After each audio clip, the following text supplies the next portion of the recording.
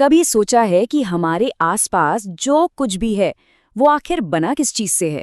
आज हम एक ऐसे जादुई एलिमेंट की दुनिया में चलेंगे जो हमारे खाने से लेकर हमारे शरीर तक हर चीज की बुनियाद है।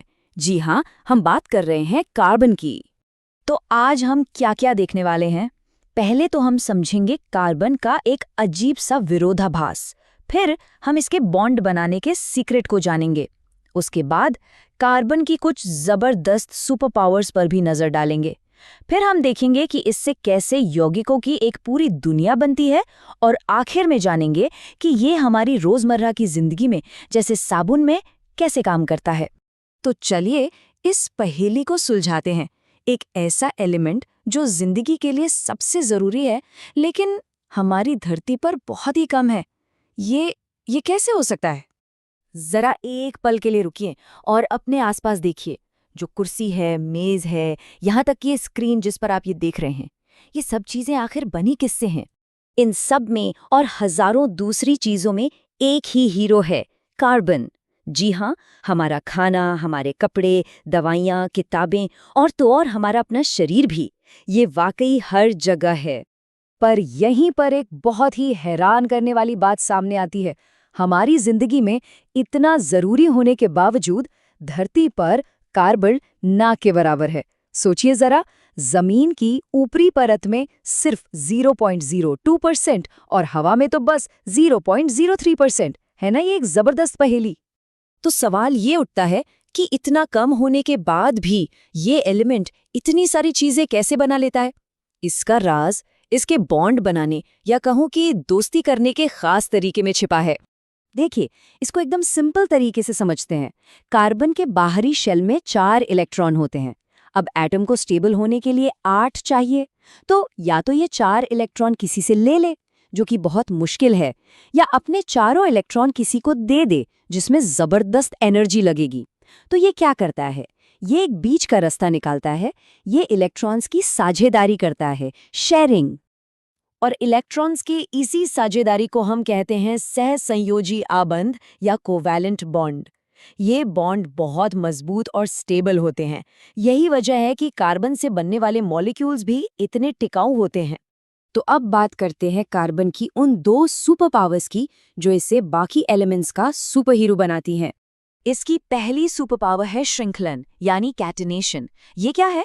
अरे ये कार्बन की एक अनोखी एबिलिटी है जिससे वो दूसरे कार्बन एटम्स के साथ ही जुड़कर लंबी लंबी चेन बना सकता है, बिल्कुल लेगो ब्लॉक्स की तरह, जिन्हें जोड़कर आप कुछ भी बना सकते हैं। और इस सुपर पावर का नतीजा, कार्बन लंबी सीधी चेन बना सकता है, शाखाओं वाली चेन बना सकता है, यहाँ तक के रिंग्स यानी छल्ले भी बना सकता है। मतलब इसकी क्रिएटिविटी की कोई लिमिट ही नहीं है। और अब बारी है दूसरी सुपर पावर की, चतुसंयोजकता या टेट्रावैलेंसी। इसका मतलब बहुत सिंपल है। क्योंकि कार्बन के पास 4 वैलेंस इलेक्ट्रॉन हैं, तो वो एक साथ 4 अलग-अलग एटम्स के साथ बॉन्ड बना सकता है। सोचिए, 4 हाथ, जिससे ये चारों तरफ दोस्ती कर सकता है। ठीक है, तो अब हम कार्बन की ये सुपर पावर्स तो जान गए। अब देखते हैं कि इन शक्तियों का इस्तेमाल करके ये किस तरह की शानदार दुनिया बनाता है। मोटे तौर पर कार्बन के कंपाउंड्स के 2 मेन ग्रुप्स हैं। पहला है सैचुरेटेड या संतृप्त यौगिक। इनमें कार्बन एटम्स के बीच सिर्फ सिंगल बॉन्ड होते हैं। और दूसरा है अनसैचुरेटेड या असंतृप्त यौगिक। इनमें कार्बन एटम्स के बीच डबल या ट्रिपल बॉन्ड भी हो सकते हैं।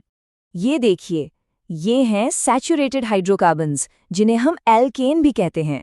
जैसे जैसे कार्बन एटम बढ़ते हैं, इनका नाम भी बदलता जाता है। 1 कार्बन से मीथेन, 2 से एथेन, 3 से प्रोपेन, और ये लिस्ट ऐसे ही चलती रहती है। पर कहानी यहीं खत्म नहीं होती। कार्बन की दुनिया इससे भी कहीं ज्यादा बड़ी है। अपनी चेन्स को और भी इंटरेस्टिंग बनाने के लिए कार्बन उनमें कुछ स्पेशल एक्सेसरीज जोड़ता है। साइंस की भाषा में हम इन्हें कहते हैं फंक्शनल ग्रुप्स। और ये फंक्शनल ग्रुप्स ही किसी मॉलिक्यूल की पूरी पर्सनैलिटी तय करते हैं। जैसे हेलो एल्केन में क्लोरीन या ब्रोमीन, अल्कोहल में OH ग्रुप। ये ग्रुप्स ही तय करते हैं कि वो कंपाउंड कैसे बिहेव करेगा। ये उसे एक नई पहचान देते हैं। अच्छा, थ्योरी तो बहुत हो गई, अब इसे थोड़ा एक्शन में देखते हैं। आइए 2 ऐसे जरूरी कार्बन कंपाउंड्स की बात करते हैं जिन्हें हम अपनी डेली लाइफ में देखते हैं।